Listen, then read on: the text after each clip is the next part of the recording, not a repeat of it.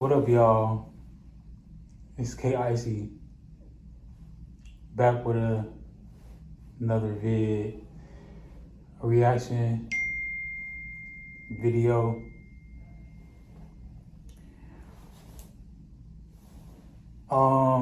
So it's been a minute. It's been some time since I posted a video.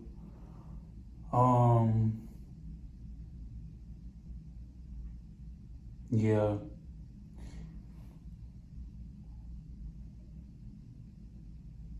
It's been some stuff going on, but we back with a new video. And as y'all can tell, this is a reaction video to Barack Obama new Diddy's drug mule. Diddy's extorted Cassie's mom. New escort tells all. So we just about to go ahead and get into this reaction vid.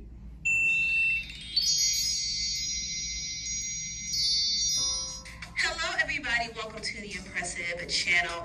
It's time to give more updates on P. Diddy's Freako trial. I'm tired of this trial already. It's just too much. It's too much.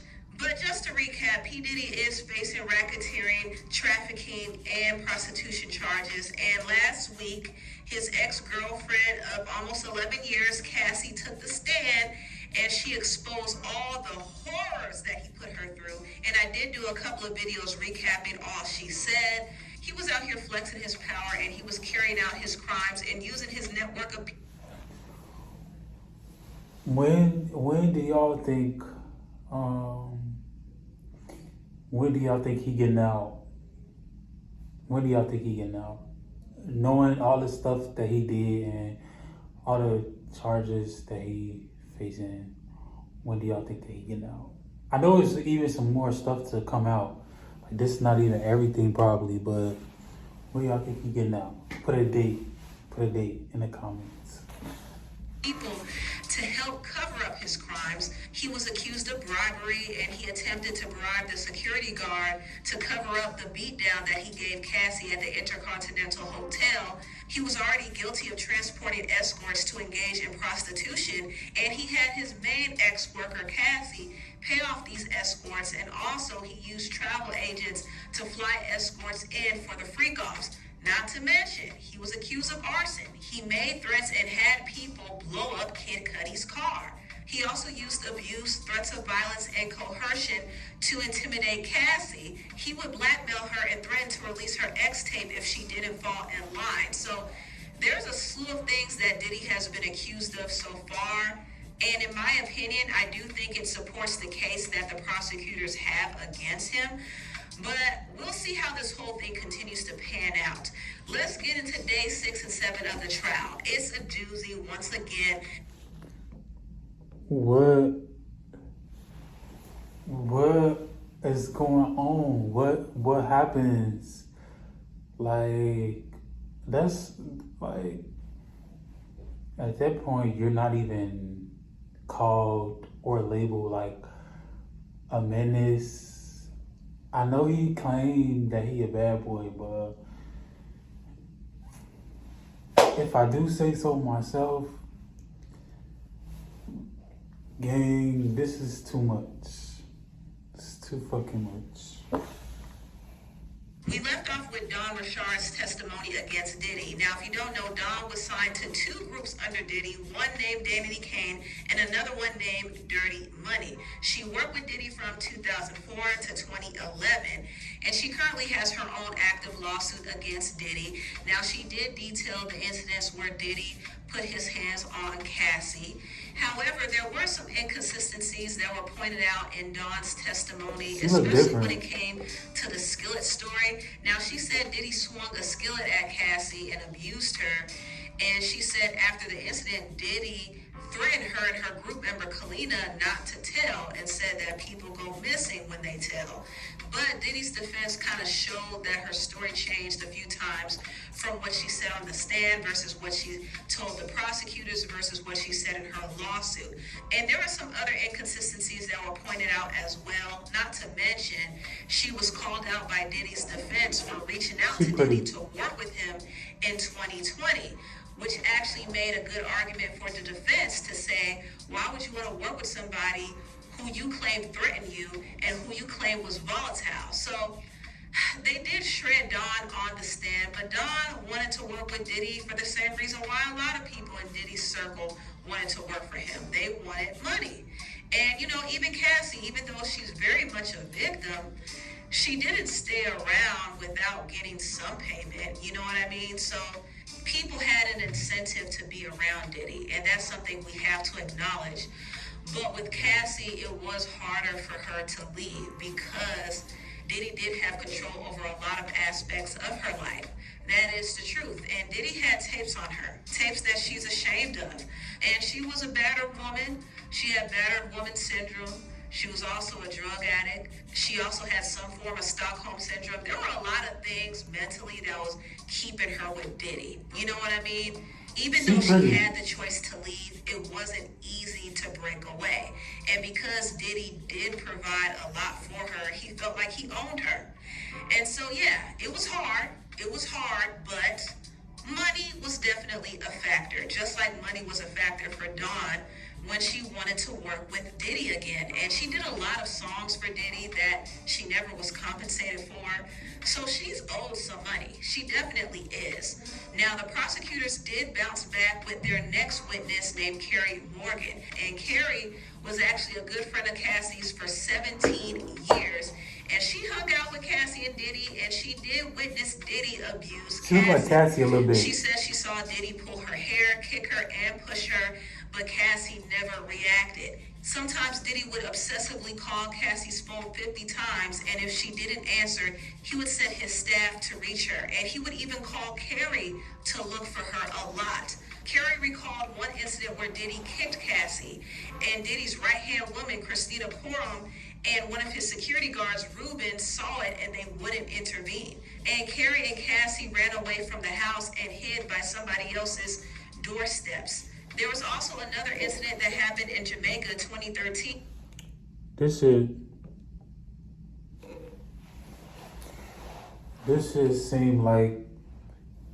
sound like a fucking horror movie.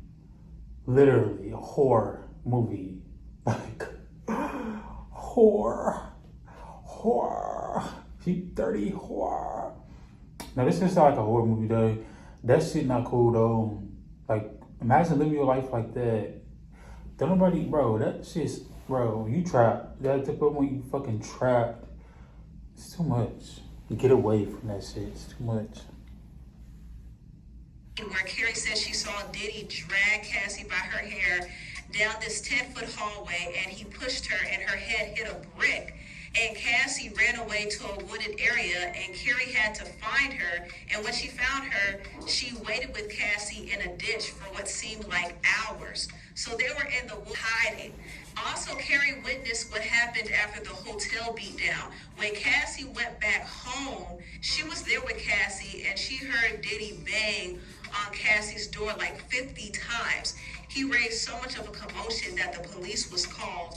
And when the police questioned Cassie, she wouldn't tell them anything. Carrie also asked Cassie why was she staying with Diddy. Cassie, however, said she couldn't leave him because he controlled everything, and she would lose everything if she left him. Carrie also said that most of Cassie's friends were either employed by Diddy or associated with him. So they had a bad influence on her that kind of made her stay with him. Carrie also detailed the incident where Diddy attacked her. He burst into Cassie's place, and he actually came behind Carrie, choked her, and boomeranged a wooden hanger at her head. Carrie at the time was staying with Cassie, but after that incident, she took her stuff and she left. And the following month, Cassie offered her $30,000 and told her to sign an NDA to keep her from suing Diddy. Obviously, Cassie did this at Diddy's instruction. Carrie did take the $30,000 and sign the NDA, but the meeting between her and Cassie didn't go well because Cassie downplayed what Diddy did to her, and she said, "You're exaggerating." And after that, Carrie was no longer friends with Cassie because she didn't feel supported by her. Now, the next witness called to the stand was Diddy's assistant, David James. David worked with Diddy from 2007 to 2009, so he did witness the early stages of Diddy and Cassie's relationship. He never saw Diddy hit Cassie, but he did remember that there were abuse rumors going on, and he was told to send food to Cassie's hotel room, but Cassie wouldn't open the door. Her staff did, and she was locked in her hotel room for a week. Allegedly, she was recovering. So you have the staff kind of covering up the abuse that Cassie was going through. He also remembered one time when he and Cassie were on Diddy's Star Island, Cassie said, "This lifestyle is crazy."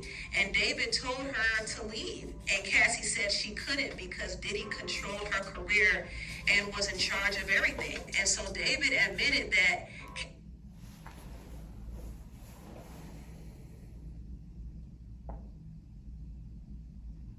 yeah.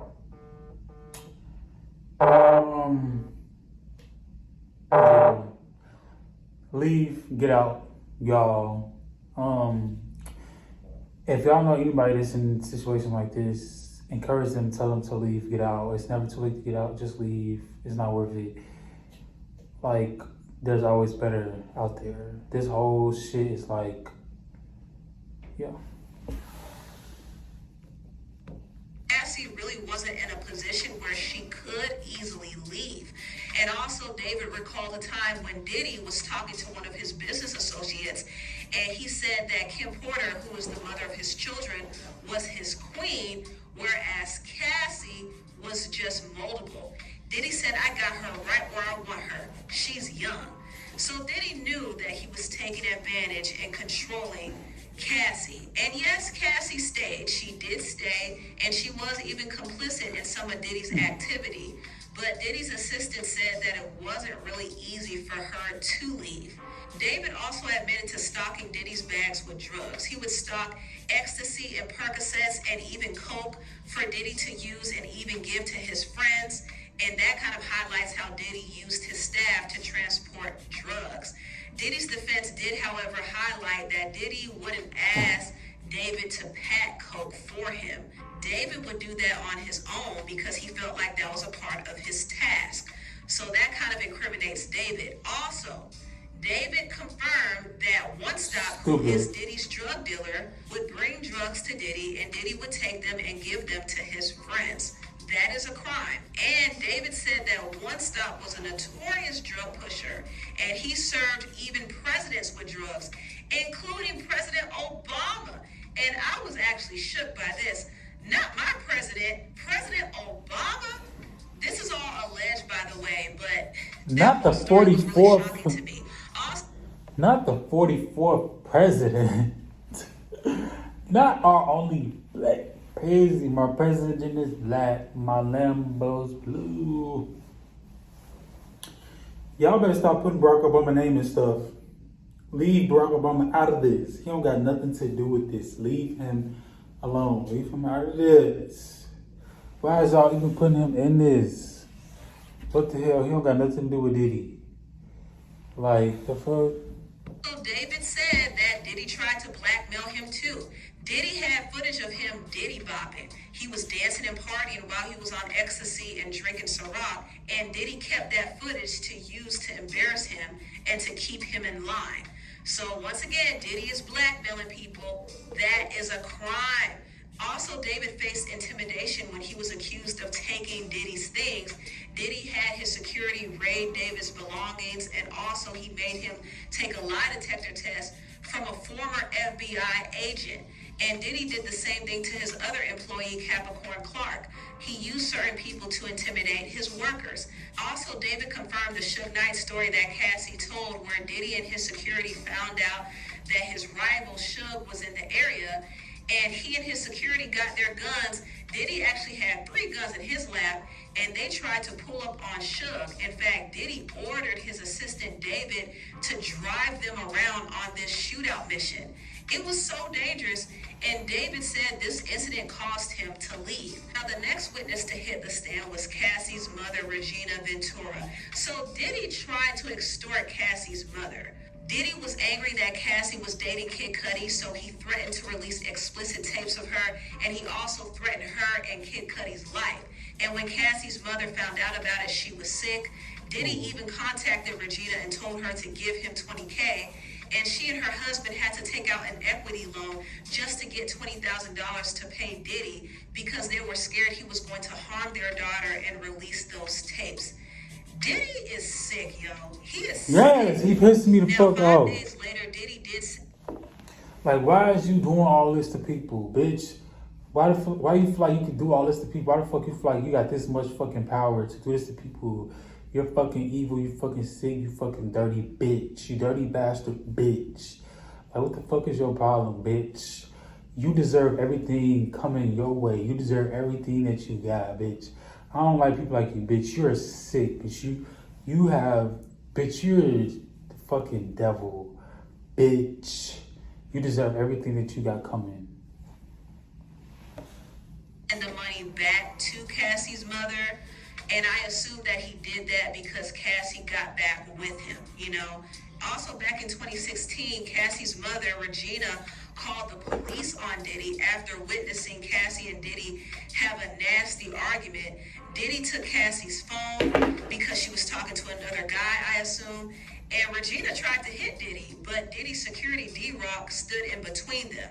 Diddy ended up taking Cassie's car away after that whole argument. So the whole thing was just messy, and Diddy's defense did not cross-examine Cassie's mother. I thought that was very interesting because she proved that Diddy was blackmailing and extorting people and also threatening people's lives, threatening to cause bodily harm.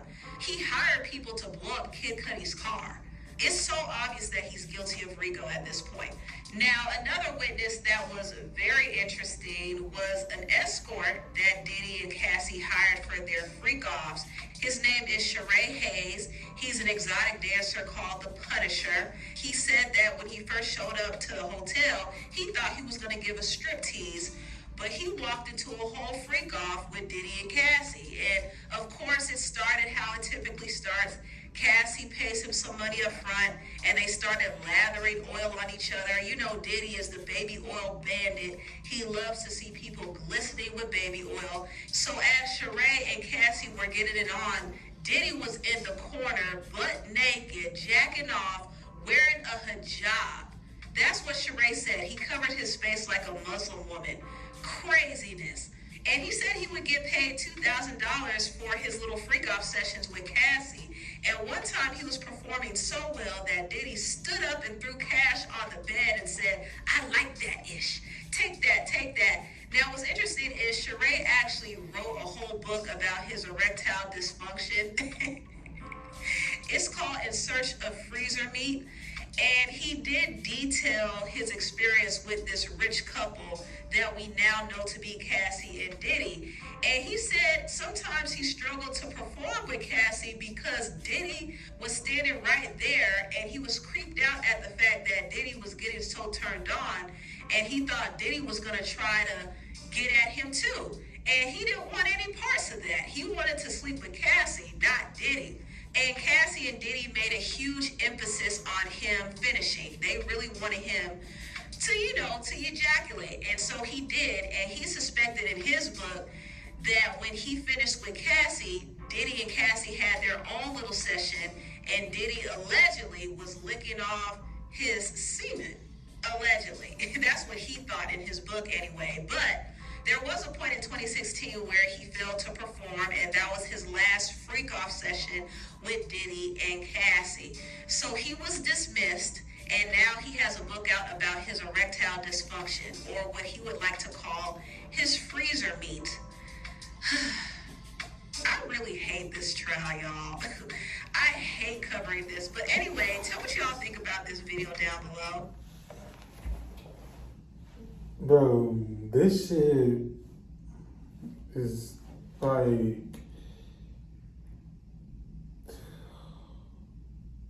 it's very sick. Let me play this. Let this Please video like, play. comment, and subscribe, and share this video if you care. Thank you so much for watching, and I'll see you next time. Bye. Okay. I feel like everybody should now be at peace now that this man is in jail. He's put away. For everybody should be at peace. They deserve peace because, like, what the fuck was he really on? Like, why was you, gang? Those type of people deserve to be put away for the rest of their life. Like, I don't wish nothing on nobody. I'm not the type of person. I don't do that. I don't never wish nothing on nobody. But when you a bad person, when you do bad, you deserve bad. There's no other way to put it. There's no, like, beat around the bush. No other explanations. Like, you deserve everything that you got coming. You do bad. You put out bad. You expect bad to come back to you. And from all that, that's a lot. What we just watched, what I just reacted to, and who knows if it's any stuff that we don't know. I'm pretty sure it is, because half of the stuff that we just watched, I just watched reacted to, I didn't even know happened. So just imagine the stuff that we don't know, or the people that haven't even spoke about nothing, that haven't even spoke up. Like, you was really on some, like, you feel like you was in a movie, or you, like, that's the life that you really lived, and you're gonna pay for it type shit, cause you can't do that to people that, I don't know. I like to say what I have to say and then just be done with it, cause yeah, that type of shit, not even, that's not normal shit. That's not normal shit. And I don't know. That man is beyond a menace. I don't know. He just fuck. I don't know. What dude had going on, some serious trauma, or like, yeah, I hope he heal in jail. He can heal in jail, and everybody else can heal knowing that he's in jail for that. And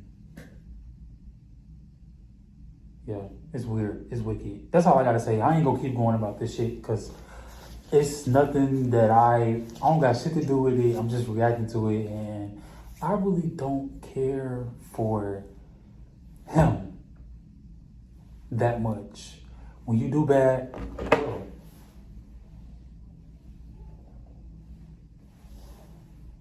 that's on my lip. When you do bad, bad come to you. So that's really all I gotta say. And I don't know. Let me know really what y'all think in the comments. Yeah, let me know what y'all think. Let me know when y'all think he getting out.